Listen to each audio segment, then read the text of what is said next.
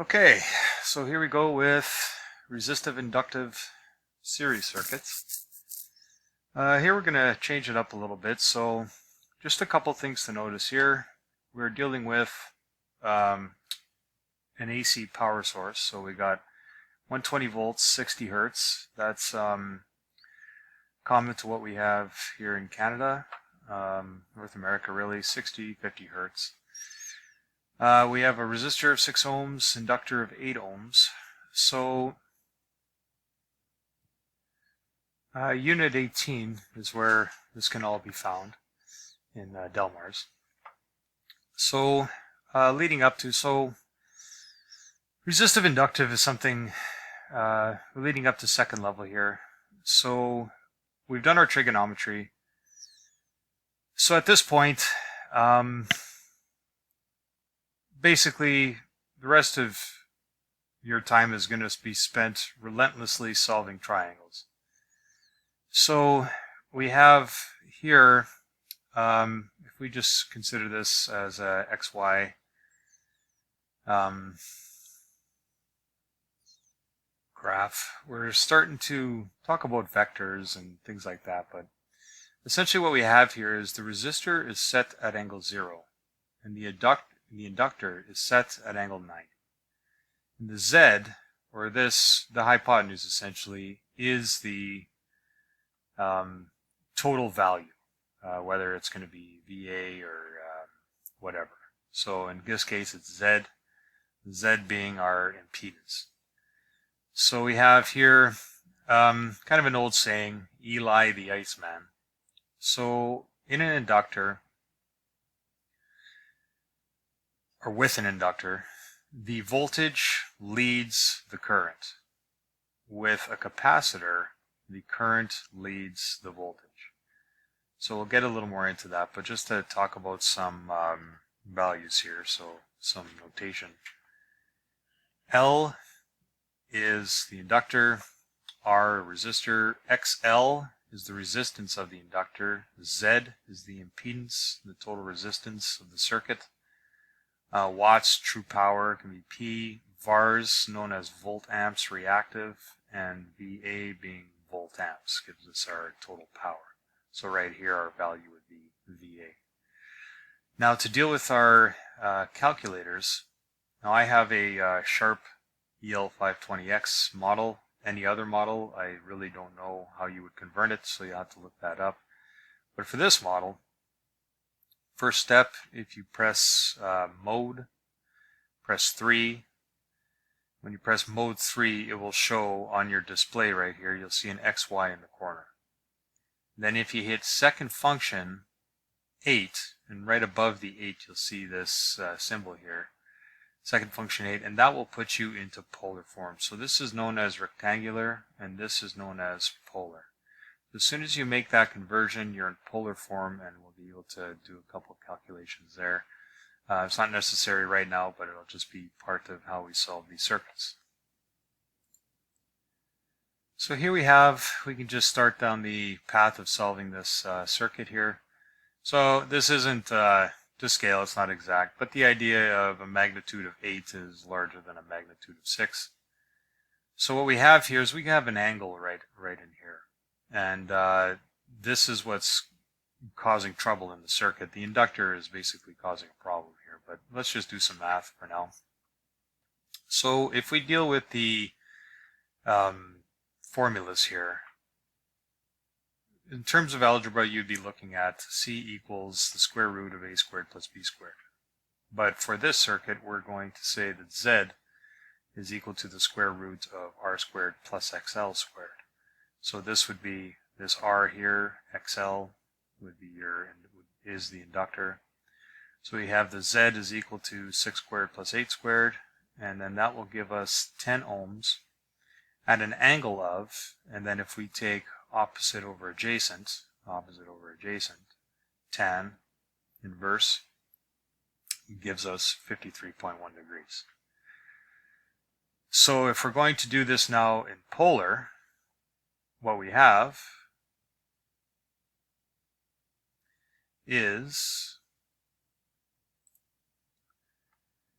6 and 8, So we would punch this in as 6 angle 0 plus 8 angle 90 equals 10 angle 53.1. Now again, the decimals will come and go depending on how we're calculating all this here. But so what we'll do is when we have our calculator, so we put our calculator in polar form here. It has to be in polar form. What you'll do is 6, and you'll see the DMS. It's positioned between above the 8 and 9, right in the middle of the 8 and 9. So you'll see this here, and it has a little angle. So you have 6 angle 0 plus, but we're not going to input the brackets, so we'll take those out. So 6 angle 0 plus 8 angle 90 equals, and when you hit the equal sign, you'll see a 10. And to get the angle, what we have to do is from there, hit your second function, and you'll see right above the 7, you get the EXP with the symbol right here, and that will give us an angle of 53.1 degrees. So in polar form, this is how we want to punch this in, and you'll be doing more of that in second level, but this is sort of just an intro on.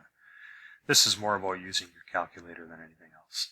So if we continue down, so we've solved for now the resistance. So we have the total resistance in the circuit. So now we can move down. We could deal with the current. The current is equal to ET over Z. This is simple for this calculation.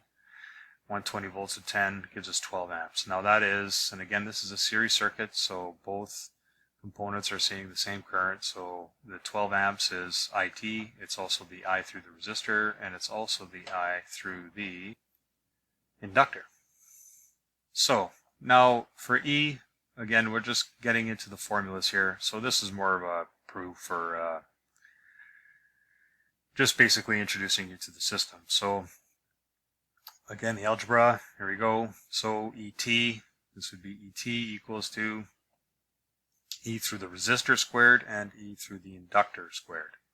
So 120 volts equals, now we can express this as a couple ways here. IT times R squared, because we're dealing with the voltage through the resistor. So I times R is voltage. So we can, in notation, we can either say IT, since this is a series circuit. We can say IT times R, or I through the resistor times R. This is a little more specific, but either way. So IR squared gives us 72 volts, gives us 96 volts. So when we have this here, so this is just our calculation of it. 120 volts, angle, 96 to 72, tan, 53.1. So notice when we make these, similar to the resistance, we're coming out with the same degrees, and this is what we should be doing. So as you're doing this calculation, that's one thing you want to be conscious of, is whenever you do your calculations, you should be finding the same degree. If this ended up being 45 degrees, something's gone wrong. So this is one of those things where you want to always be aware of your calculations, and this is going to be a sign that something is off with one of the calculations. So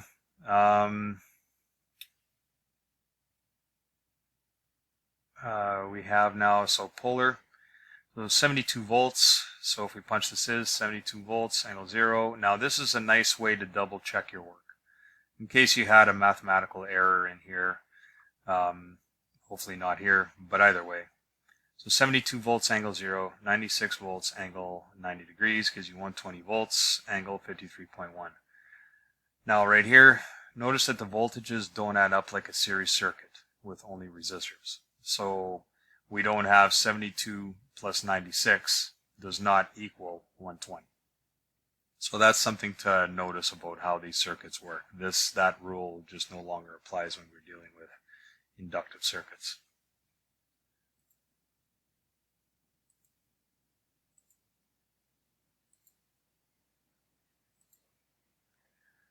So now, just to finish off this calculation, we'll deal with the voltamps.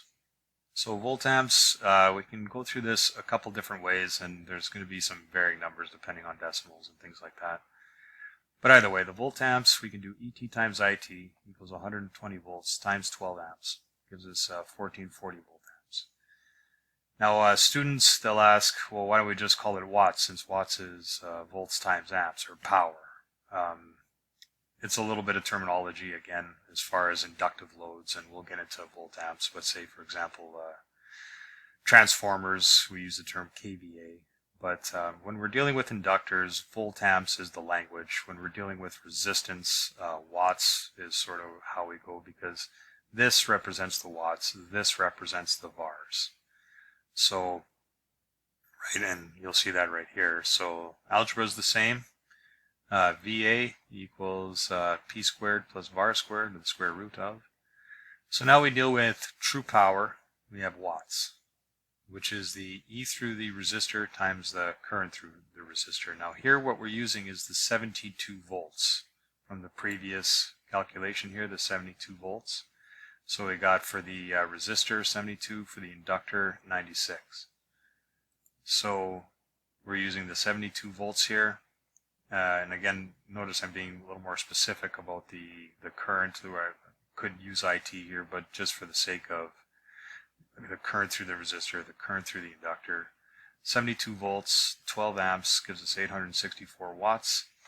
Then we have the reactive power, which is our volt amps reactive, which is the E through the inductor times the I through the inductor, gives us 96 volts, times 12 amps, gives us 1152. Now we can take that, square it, or square root it, gives us 14. With an angle, we can use these values, tan 53.1. We go through polar, same deal, 864 angle 0, 1152 angle 90, 1440 angle 53.1.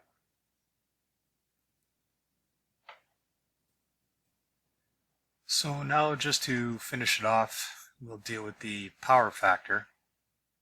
The power factor is sort of the whole point of this is we do not want something so out of phase as this kind of circuit. But just to show here, so the power factor is equal to the adjacent over the hypotenuse. The ratio of adjacent to hypotenuse, so adjacent to hypotenuse here. So, and that's dealing with, ask yourself, which function are we using here, which trig function? So it's also known as, or can be, or what else we can, is going to give us the same number. So the voltage through the resistor to the total voltage, the resistor to the total impedance, the power to the VA. So we'll just use, I'm just using P to VA for these ones.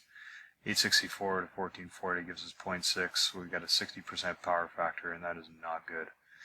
The closer you are to 100%, the better off you're going to be. And it's sort of efficiency, just like motors, what's going in and what's coming out. So we're losing quite a bit here. And that's where we get into capacitance to correct these kind of numbers, but that'll be for another day. So the L, so now the inductance of the coil, we just want to know what the inductance of the coil is. So the inductance is equal to the resistance of the coil, or 2 pi f. 8 ohms gives us this value, 8 ohms to 376.9, and we have an inductance of 0.021 henries. And that is it for that circuit.